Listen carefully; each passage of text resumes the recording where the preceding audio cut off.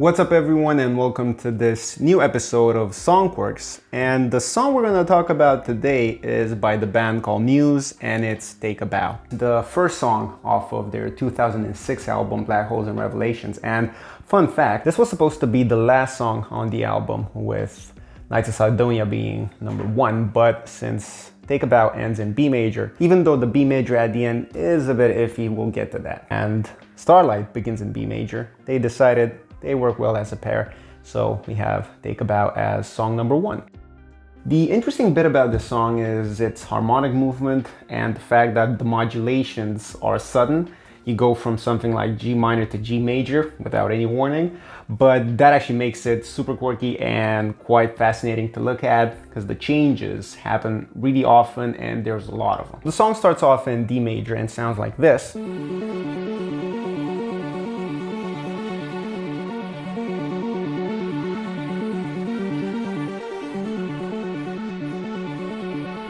It goes from D major to D augmented, back to D major, back to D augmented, then D major, G minor, and repeats that.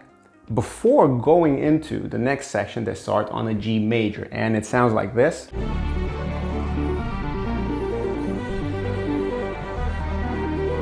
And this is a quirky chord progression, you have to admit. It goes from 1 major to 1 augmented, then to the minor version of the 4, even though you're in D major. Then that minor version of the 4 becomes 1 in the next key. So this is as quirky as it gets. So basically the song is divided into 3 sections. Section number 1 goes from D major, moves through a few keys and gets to E flat major.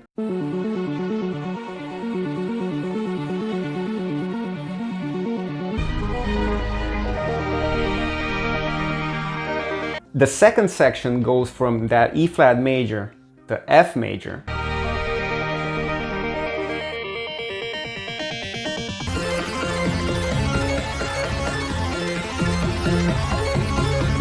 And the last one goes from F major to B major.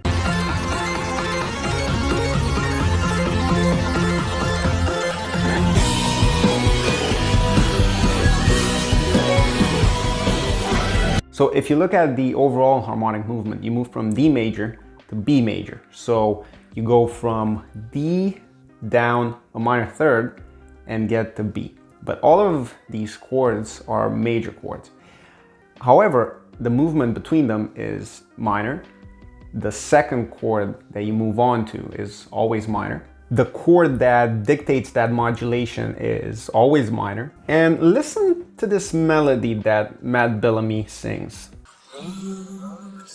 You close, bring corruption to all that you touch. So you get a minor chord, a minor melody, but the song is decidedly in major.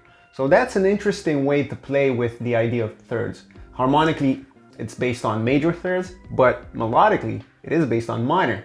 And at the beginning, I kept saying that B major wasn't exactly a pure B major, and this is why. Have a listen to what it sounds like. So it's a pretty complex texture and it has a B major root, but it also has a lot of different notes on top. You can kind of hear a C. You can also hear a D harmonic in the guitar here. It's quite fascinating to have a B major, which should have that D sharp that gives the chord its quality.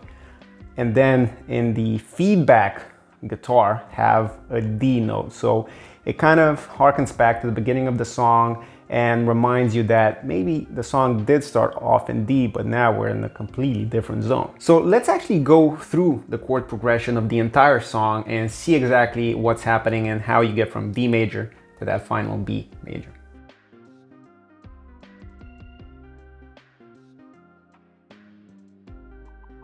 You technically end up in a C flat major, but it just has too many flats, so you end up in B major. So it's quite fascinating how through these bizarre movements, you're still kind of in that classical circle of fifths thing. So as you can see, this song is extremely quirky and I love it. I plan on doing more Muse songs in the future just because Matt Bellamy's approach to harmony is quite unique. And obviously its ties to classical music cannot be ignored. But in the meantime, let me know what you thought about this video and what other songs you want me to tackle. Thanks for watching, and in the meantime, take a bow.